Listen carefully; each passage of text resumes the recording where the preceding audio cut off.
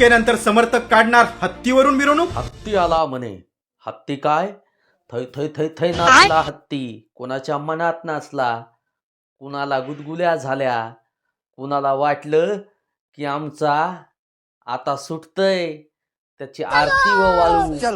आरती नाही, आता आरतीच वळावं लागणार आहे, हत्तीवर नाही. आणि जे लोक म्हणले ना हत्तीवर मिरवणूक काढू, त्याला हत्तीच्या वर बसायचं वेळ आली. तुम्हाला माहिती आहे, कारण गुंडांना कुणीही थारा देत नाही.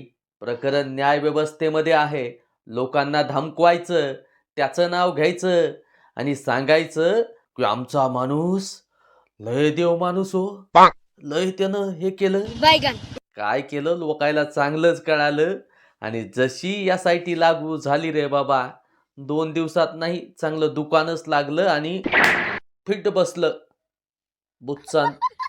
आणि हो, काय माहिती का, ज्याच्यावर हत्ती चढला असेल आणि तेच माझ्या कमेंट बॉक्समध्ये वाईट कमेंट करायला येईल, माहितीये का पाटील. जोपर्यंत संतोष अण्णा देशमुखांना न्याय मिळत नाही तोपर्यंत आपण मागे हटत नाही.